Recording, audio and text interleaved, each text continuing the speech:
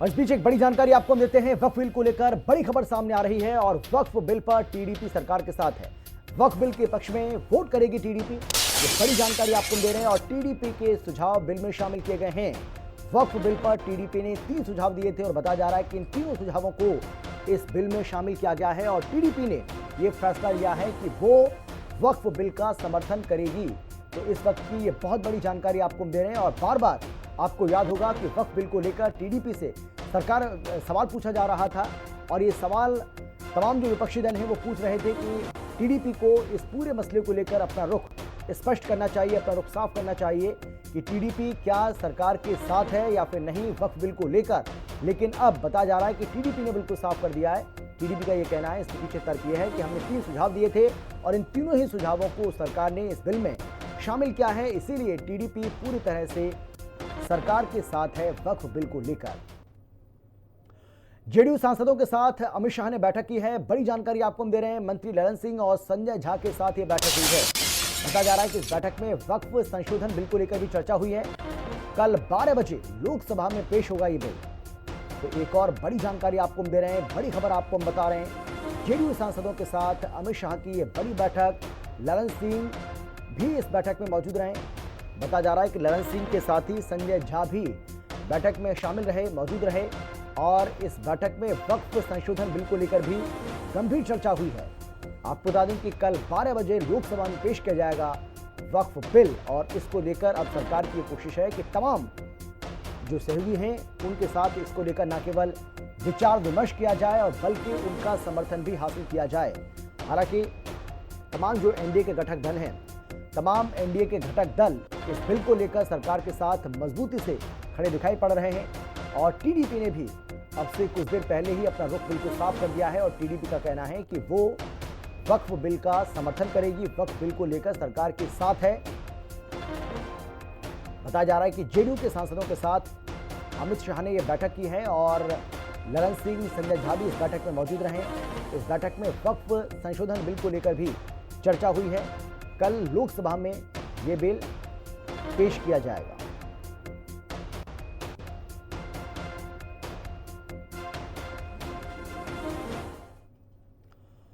और चलिए हमारे 4 सहयोगी, हमारे 4 संवाददाता हमारे साथ जुड़ गए हैं इस खबर पर ज्यादा जानकारी और बातचीत के लिए। अरुण कुमार हमारे साथ संभल से हैं, मोहम्मद आसिफ हमारे साथ अमरोहा से हैं, मोहम्मद आलिम मुरादाबाद से जुड़ गए हैं और नसीम खान जो हैं वो हरदोई से जुड़ गए हैं। और अब से कुछ ही देर के बाद संजीव राय पटना से हमारे साथ जुड़ेंगे। लेकिन सबसे पहले मैं आप ही के पास आ जाता हूं अरुण, और क्योंकि संभल जो है वो एक संवेदनशील न केवल शहर बन चुका है, जिला बन चुका है, लेकिन जिस तरीके से लगातार अब वक्फ बिल को लेकर चर्चा हो रही है तो संभल के जो मुसलमान भाई हैं वो इस बिल को लेकर क्या कुछ कह रहे हैं? क्या वो इसके समर्थन में या इसके खिलाफ हैं? क्या राय है उनकी?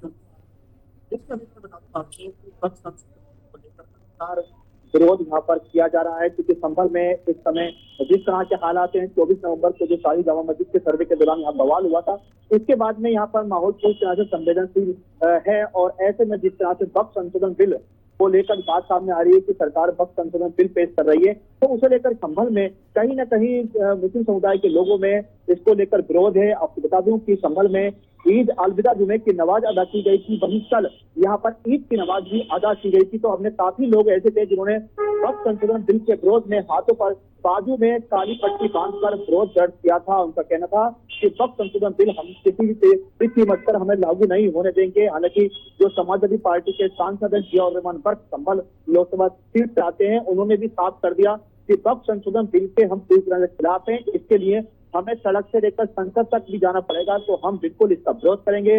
वहीं समाजवादी पार्टी के संभल विधायक इकबाल महमूद ने भी वक्फ संशोधन बिल का विरोध किया है। उन्होंने कहा है कि ये 40 करोड़ मुसलमानों के हकों पर डाका डालने वाला बिल है, इसलिए इस बिल को हम किसी भी कीमत पर लागू नहीं होने देंगे। तो ऐसे में संभल में वक्फ संशोधन बिल को लेकर लगातार विरोध जारी है और यहाँ पर मुस्लिम समुदाय के लोगों का साफ कहना है कि वक्फ संशोधन बिल हमें किसी भी कीमत पर लागू नहीं होने देंगे। इसके लिए हमें चाहे धरना प्रदर्शन कुछ भी करना पड़े। जी बिल्कुल अरुण, आपके पास लौटेंगे। एक बार फिर से मैं आपके पास आ रहा हूँ। मोहम्मद आसिफ मेरे साथ जुड़े हुए हैं अमरोहा से। मोहम्मद आसिफ, क्योंकि मैं बहुत सारे लोगों को आपके पीछे देख भी पा रहा हूँ, तो आप इनसे बातचीत करिए और ये भी बताइए कि यहाँ के जो मुसलमान हैं क्या वो वक्फ बिल के समर्थन में हैं या इसके खिलाफ है, क्योंकि संभल में तो जैसा कि अरुण हमें जानकारी दे रहे थे कि यहाँ पर तो मुसलमान जो हैं इसके पूरी तरीके से खिलाफ हैं, वो खिलाफत इसकी कर रहे हैं, लेकिन अमरोहा में क्या हालात हैं? देखिए अमित, आपको बता दूं कि जिस तरह से वक्फ संपत्ति बिल जो है, जिसको लेकर जो है सरकार जो है लगातार संसद में बिल जो है कल पेश करने वाली है, उसकी पूरी तैयारी है। उसी को लेकर जो विपक्षी पार्टियां हैं वो लगातार जो है इस चीज का विरोध कर रही हैं।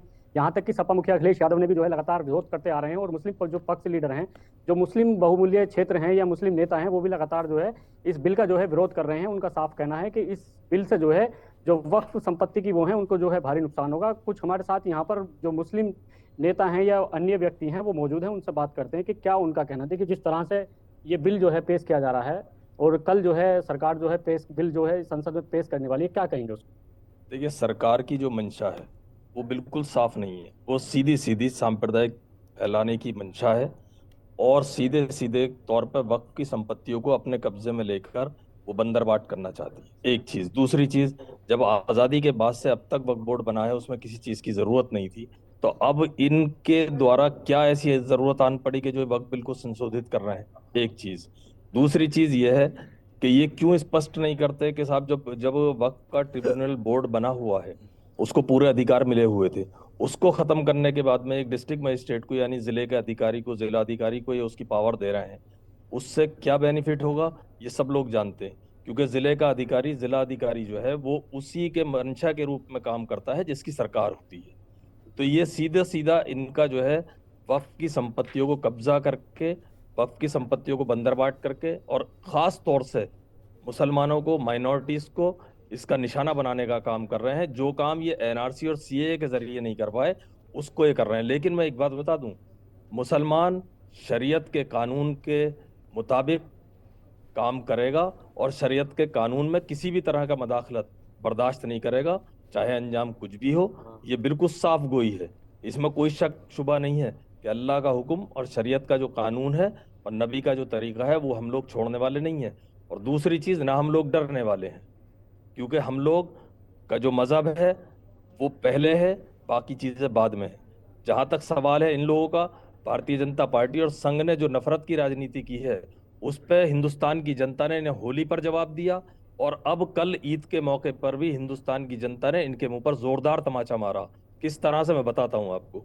होली के मौके पर मुसलमानों ने उनका फूल बरसाकर होली का स्वागत किया, होली के जुलूस का स्वागत किया, और कल ईद की नमाज में जो सबसे सेंसिटिव जिला हमारे उत्तर प्रदेश के अंदर है, मुजफ्फरनगर, वहां पे वहां के जाट लोगों ने और हिंदू समाज के लोगों ने जगह जगह पर लोगों को रोककर छोटे बच्चों को उन्होंने कोल्ड ड्रिंक बिल्कुल और मोहम्मद फ्रूटीज आसिफ, मैं एक बार फिर और से आपके तरह पास की आ रहा चीजें- हूं। तो संभल का हाल हमने आपको दिखाया, अमरोहा का हाल हमने आपको दिखाया। तो संभल और अमरोहा का जो मुसलमान हैं वो इसका विरोध कर रहे हैं, इसके खिलाफत में हैं, आपने सुन लिया। लेकिन अब बात करेंगे मुरादाबाद की। मोहम्मद आलिम, मुरादाबाद का क्या हाल है? यहाँ भी लोगों से बातचीत करिए, बहुत सारे लोगों को मैं आपके पीछे देख पा रहा हूँ। ये अमित, मैं बात करके बताता हूँ। हाजी सलाहुद्दीन मंसूरी है मेरे साथ। हम जिस तरीके से संशोधन बिल के वक्त संशोधन बिल की बात की जा रही है और वो कल 12 बजे पेश किया जाएगा, उसे आप किस तरीके? देखिए, मैं सबसे पहले तो एक बात ये कहना चाहूंगा कि हर चीज में मुसलमानों की हस्तक्षेप करने वाले ये लोग कौन होते हैं? क्यों मुसलमानों की हर चीज पर हस्तक्षेप कर रहे हैं? क्या वजह है इसकी? 3 तलाक पर भी इन्होंने हस्तक्षेप किया, यूनियन सिविल कोड के ऊपर भी किया, एनआरसी भी यही करेंगे मुसलमानों के खिलाफ, और मतलब ये वक्फ बिल के लिए भी ये बिल लाएंगे, मतलब ये उसके खिलाफ ये बिल लाएंगे। क्या बात है? क्यों 32 लाख कीटे? मतलब ये बच्चे का अभी 3 दिन तक धनोड़ा पीट रहे थे, क्या मुसलमानों को 32 लाख कीटे बांट रहे हैं ईद की सेवइयों की मिठास की? क्या वजह है इसकी? क्यों मतलब ये मुसलमानों के साथ धोखा करना चाहते हैं? क्यों मुसलमानों को मतलब ये बिल्कुल बेकार करना चाहते हैं? कल इन्होंने हमारे हिंदू भाइयों के साथ धोखा करा, मुसलमानों को मतलब ये करके गुमराह करके आज दूर करके कि हम मुसलमानों के खिलाफ है, मुसलमानों के खिलाफ है, उनके साथ धोखा कर रहा। आज ये मुसलमानों को 32 लाख की बांट के हिंदुओं के साथ धोखा कर रहे हैं। ये धोखेबाज लोग हैं और ये धोखे के साथ मुसलमानों के साथ धोखा कर रहे हैं। क्या वजह है इसकी? वक्फ किसकी जगह है? वक्फ जायदाद, और जायदाद के लोग अपनी पास उनकी जायदाद होती है, वो लोग मर जाते हैं, वक्फ अल्लाह औलाद कर जाते हैं, वक्फ अल्लाह ताला कर जाते हैं। क्यों मतलब ये वक्फ की जायदाद को हड़पना चाहते हैं? ये सरकार पूरे देश के पैसों को हड़प कर, मतलब ये वक्फ की जायदादों को हड़पना चाहती है? नहीं, ऐसा नहीं होगा। और हम चंद्रबाबू नायडू जो आंध्र प्रदेश के अंदर मुसलमानों के वोट से मुख्यमंत्री बने हुए हैं, हम उन्हें चेतावनी दे रहे हैं। अगर उन्होंने देश का विरोध नहीं किया पार्लियामेंट के अंदर, तो वहां के मुसलमानों को उनका विरोध करना चाहिए। और बिहार के अंदर भी नीतीश कुमार जी को भी चेतावनी दे रहे हैं, अगर उन्होंने वहां पर इसका विरोध नहीं किया पार्लियामेंट के अंदर उनके सांसदों ने, तो वहां के लोगों को आने वाले चुनाव के अंदर नीतीश कुमार को सबक सिखा मुख्यमंत्री पद से उतार देना है। इस बात को कह रहे हैं। बिल पास हो जाता है तो उससे क्या नुकसान होगा? अरे नुकसान है, कल आज ये बीजेपी जो है और जैसे चीजों पर अपना कब्जा जमाने का काम कर रही है, सारा पैसा जितना भी सरकार का कर दिया है, कहाँ है ये टैक्स का पैसा?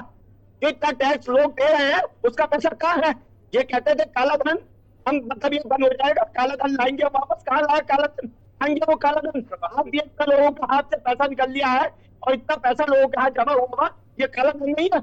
क्या इनके बातों को है? और बिल की बात कर रहा हूँ, और बिल में अगर कोई चलिए आते हैं मोहम्मद आलिम, आपके पास लौटेंगे। तो हमने आपको संभल का हाल बता दिया, हमने आपको अमरोहा के बारे में बता दिया, मुरादाबाद में क्या है हाल वो भी हमने आपको बता दिया, लेकिन अब आपको हम लिए चलते हैं सीधा हरदोई। हरदोई से हमारे संवाददाता नसीम खान मेरे साथ जुड़े हैं। नसीम, आपके पीछे भी बहुत सारे लोगों को मैं देख पा रहा हूँ, आप इनसे भी बातचीत करिए, ये क्या कह रहे हैं?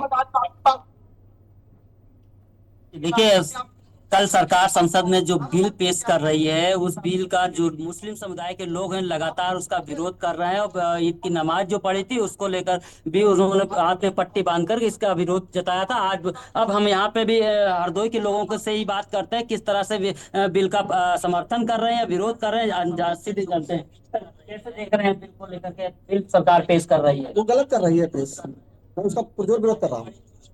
वो बिल नहीं पेश होना चाहिए। क्यों? इसलिए कि वो मुसलमानों की संपत्ति, पूर्वियों की संपत्ति मुसलमानों की दी हुई है, मुसलमानों के पास रहना चाहिए, और है भी। इसमें सरकार जो है खामखाए मुसलमानों को परेशान करना है एक तरीके से। इससे कुछ भला नहीं होने वाला सरकार का। मुसलमान को हम परेशान करेंगे, मुसलमान परेशान हो जाएगा, अभी परेशान नहीं होगा इंशाअल्लाह ताला। और अल्लाह ने चाहे बिल पास नहीं होगा, अगर वो कोशिश भी करेंगे पास करेंगे तो अलग बात है वो। बाकी हमारे विरोध में हमारे विपक्षी नेता लोग बैठे हुए हैं, हमारे अखिलेश यादव जी बैठे हुए हैं, हमारे नेता हैं, वो बहुत नेता हमारे बैठे हुए हैं जो विरोध करेंगे। कल देख लेना संसद भवन में इसका बिल पुरजोर विरोध किया जाएगा इसका। आप तो समाजवादी पार्टी के नेता हैं और बड़े नेता हैं, ऐसे एक चेहरा है समाजवादी पार्टी का। समाजवादी वैसे भी लगातार जो है विरोध करती चली आ रही है, लेकिन आप भी मतलब आप एक मुस्लिम समुदाय से आते हैं, तो उसको आपकी सरकार आपके लोगों के पक्ष की बात कर रहे हैं, लेकिन इसको विरोध क्यों कर रहे हैं? हमारी सरकार सत्य का विरोध करती है, असत्य का नहीं। हमारी सरकार जो विरोध कर रही है वो सही कर रही है। हम यहाँ पे जो है सरकार के पार्टी के एंगल से बात नहीं कर रहा हूँ इस समय, मैं इसलिए एंगल बात कर रहा हूँ कि इस समय जो है जो सही है वो मेरी सरकार, जो हमारे माननीय पूर्व राष्ट्रीय अध्यक्ष पूर्व मुख्यमंत्री अखिलेश यादव जी हैं, वो भी विरोध कर रहे हैं। वो इसलिए विरोध नहीं कर रहे हैं कि वो जो है वो इसलिए विरोध कर रहे हैं कि ये गलत पास हो रहा है। आप क्या कहना चाहते हैं, आप बताइए बिल को कितना समर्थन? चलिए मैं आता हूं आपके पास, मैं आपके पास नसीम खान में लौट रहा हूं आपके पास, लेकिन इस बीच एक बड़ी जानकारी आपको दे दें। और अखिलेश यादव ने कहा है कि वक्फ संशोधन बिल के समाजवादी पार्टी पूरी तरह से खिलाफ है, हम वक्फ बिल के खिलाफ हैं, ये कहा है अखिलेश यादव ने। तो समाजवादी पार्टी ने, अखिलेश यादव ने अपना रुख बिल्कुल साफ कर दिया है। और अखिलेश यादव का ये मानना है कि बीजेपी हर जगह हस्तक्षेप करना चाहती है, इसको कतई स्वीकार नहीं किया जाएगा, कतई इसको बर्दाश्त नहीं किया जाएगा। ये भारतीय जनता पार्टी किससे क्या कहलवा दे, किससे क्या करवा दे, ये भारतीय जनता पार्टी का कमाल है। ये वहीं वक्फ बिल को लेकर आरजेडी नेता तेजस्वी यादव ने कहा है कि यह बिल असंवैधानिक है और उनकी पार्टी को इस तरह का बिल कभी भी मंजूर नहीं होगा। यह असंवैधानिक बिल है और लगातार हम लोग जो है संविधान को मानने वाले लोग हैं। भाजपा के लोग चाहते हैं नागपुर का कानून को थोपना, वो हर किस हम लोगों को बर्दाश्त है। हम लोग गंगा जमीनी तहजीब को मानने वाले लोग हैं। जो डाइवर्सिटी है हमारे मुल्क की, देश की, वही खूबसूरती है। शुरू से ही हम लोगों ने पार्लियामेंट दोनों सदनों में, चाहे राज्यसभा हो या लोकसभा हो, इसका हम लोगों ने विरोध किया था। चाहे बिहार में विधानसभा हो, विधान परिषद हो, उसका विरोध किया था इस बिल का। और आने वाले समय में भी हम लोग विरोध करेंगे।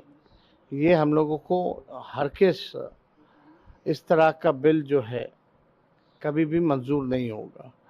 और आप तो जान रहे हैं लालू जी की खराब स्वास्थ्य अवस्था में भी प्रोटेस्ट में जो है शामिल हुए थे। तो हम लोग इस बिल को लेकर के एकदम क्लियर हैं कि किसी भी कीमत पे हम लोग इसको बर्दाश्त नहीं करेंगे।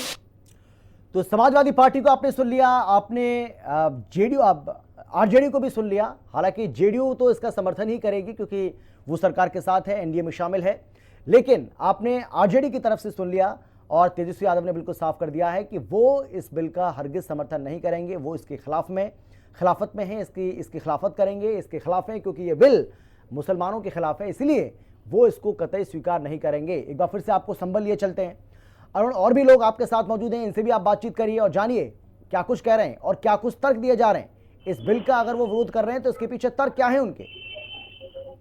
देखिए, मैं बता दूं अमित कि जिस तरह से वक्त संशोधन बिल कल पेश किया जाएगा तो उसको लेकर संभल में तमाम जगह हमारी आने की बात भी हुई थी। तो लोगों का साफ कहना है कि वक्त संशोधन बिल जो है ये मुसलमानों के खिलाफ है और अगर वक्त संशोधन बिल पास हो जाएगा तो इससे मुसलमानों का ही अहित होगा। जिस तरह से वक्त को लेकर लगातार मुस्लिम समुदाय के लोग जो लगातार विरोध कर रहे हैं उनका साफ यही कहना है कि वक्त संशोधन बिल पास होने के बाद मुसलमानों के कहीं न कहीं हाथ से पूरी तरह से कट जाएंगे और मुसलमान कहीं का नहीं रहेगा। तो ऐसे में यहाँ पर लगातार इसका विरोध हो रहा है। साथ में कहा जा रहा है कि वक्त संशोधन बिल अगर सरकार पेश करेगी तो हम लोग इसका पुरजोर तरीके से विरोध करेंगे, चाहे हमें सड़क पर उतरना पड़े या संसद पर जाना पड़े, तो हम इसके पूरी तरह से विरोध में हैं और इसे किसी भी कीमत पर लागू नहीं करने दिया जाएगा। हालांकि यहाँ के मुसलमानों का साफ कहना है कि सरकार लगातार मनमानी कर रही है। वक्त संशोधन बिल को पेश करने की आवश्यकता क्या है? देश में तमाम मुद्दे हैं जिस पर सरकार बात नहीं करना चाहती, लेकिन वक्त संशोधन बिल को पेश करके कहीं न कहीं मुसलमानों के हकों पर डाका डालने का ये सरकार काम कर रही है। तो इस तरह से लगातार संभल में वक्त संशोधन बिल को लेकर पूरी तरह से यहाँ पर साफ देखा जा रहा है। जी चलिए अरुण, आपका बहुत धन्यवाद और इसके साथ ही बाकी हमारे जो संवाददाता हैं उन सभी का धन्यवाद। मोहम्मद आलिम, नसीम खान और मोहम्मद आसिफ, आपका भी बहुत धन्यवाद इस तमाम जानकारी के लिए, तमाम बातचीत की।